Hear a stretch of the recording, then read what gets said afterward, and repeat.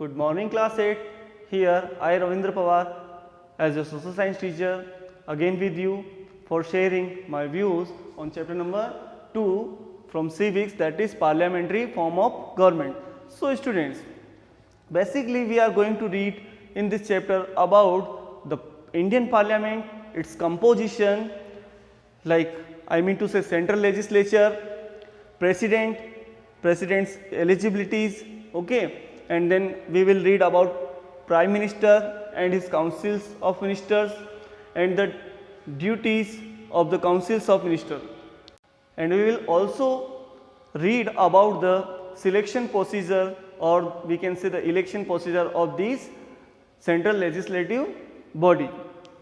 So here, student, as I written on the board that the composition of Indian Parliament, okay, the Indian Parliament comprises of the President of India, the Rajya Sabha and the Lok Sabha.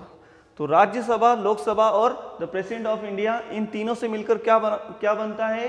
Indian parliament बनती है, और in other words we can say central legislature, okay, I mean to say in Hindi केंद्रीय विधायिका. So here again I am going to speak to you that the President of India is the nominal head of the state. Here the meaning of state means देश. तो president of India जो है वो देश का जो है nominal head होता है, यानी उनके नाम से काम किए जाते हैं. आई मीन टू से eight here the actual power is enjoyed by the Prime Minister of India, okay, but every law which is passed by the Parliament, I mean to say from Rajya Sabha, from both the houses of Indian Parliament, they are Rajya Sabha and Lok Sabha, are mandatory to signed by the President of India, okay, and Rajya Sabha is the upper house of Indian Parliament and Lok Sabha is the lower house of Indian Parliament. Here you have to know that Lok Sabha is more powerful house, we can say, for our understanding than Rajya Sabha, okay, and Lok Sabha is the house of Indian Parliament which is directly elected by the people, or we can say all the legislature or the representatives of the public or common masses or civilians in the Lok Sabha elected directly by the Indian people, okay, but the members, or we can say MPs, or in Hindi Sansad, of the Rajya Sabha are elected indirectly by us. I mean to say the members of Rajya Sabha are elected by our MLAs, okay, जो राज्य सभा के members होते हैं, MPs होते हैं, सांसद होते हैं, उन्हें हमारे जो है कौन चुनते हैं? हमारे चुने हुए, हमारे इलेक्टेड MLAs यानी विधायक चुनते हैं, ठीक है. And some MPs of Rajya Sabha are elected by President, the number of them are 12, okay. So here we are going to discuss about the composition of Indian Parliament in detail, as I have given some brief knowledge, okay, about the composition of Indian Parliament. भारतीय संसद की संरचना के बारे में हम पढ़ रहे हैं कि उसका निर्माण या उसकी संरचना किस प्रकार जो है हमारे कॉन्स्टिट्यूशन में बताई गई है, ओके. तो हमने पढ़ा है कि प्रेसिडेंट जो होते हैं भारत के राष्ट्रपति, he is the first civilian of India, वो जो होते हैं वो नॉमिनल हेड होते हैं, बट उनके नाम यानी उनके नाम से ही सारे काम किए जाते हैं, सारे कानून जो होते हैं, ऑल लॉज जो होते हैं वो उनके साइन के बाद ही अप्रूवल माने जाते हैं. बट फिर भी जो और वो जो लॉ पास्ड बाय या signed by president of India होते हैं एट द लास्ट स्टेज, वो जो है कौन उनको एक्चुअली एंजॉय करता है या कौन उनको एक्सरसाइज करता है? Who is that? That is the prime minister of India. Then we will read about the composition of the Rajya Sabha and Lok Sabha in detail. I mean to say about the numbers of the MPs in the Rajya Sabha and Lok Sabha in detail. Now on page number 241 we are going to read that why is parliamentary form of government chosen in India. Bharat में सरकार का संसदीय स्वरूप और in English parliamentary form of government क्यों choose किया गया, इसे ही क्यों पसंद किया गया? हमने प्रेसिडेंट फॉर्म ऑफ गवर्नमेंट क्यों नहीं इलेक्ट किया, या उसको क्यों नहीं मैंने सिलेक्ट किया, उसको क्यों नहीं चूज किया, ओके. हमने क्यों सीधे एक ओनली प्रेसिडेंट की पोस्ट नहीं रखी? हमने प्राइम मिनिस्टर की भी पोस्ट क्यों रखी, या हमारे जो पार्लियामेंट है उसमें 2 हाउसेस क्यों हैं। ओके, तो पार्लियामेंट्री फॉर्म ऑफ गवर्नमेंट की क्या बेनिफिट्स है, व्हाट आर द बेनिफिट्स और advantages of a parliamentary form of government, we are going to read in this para here. The British rule in India lasted for more than 200 years. अंग्रेजी शासन भारत से लगभग 200 साल के बाद खत्म हुआ। The constitution makers observe its working and decided to implement it in India.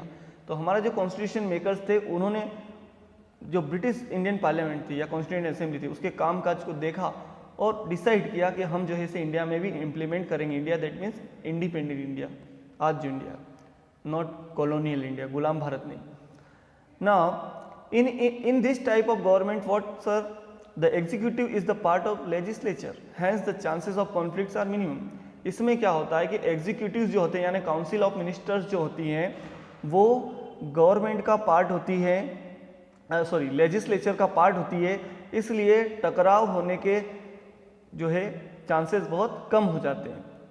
Is it clear? Legislature का मीनिंग आप सबको पता होना चाहिए। अगर हम सेंट्रल लेजिस्लेचर की बात करें तो पार्लियामेंट, और पार्लियामेंट में सभी आते हैं। यहाँ पर पार्लियामेंट्री फॉर्म ऑफ गवर्नमेंट में कौन कौन आते हैं? The president of India, Rajya Sabha और लोकसभा।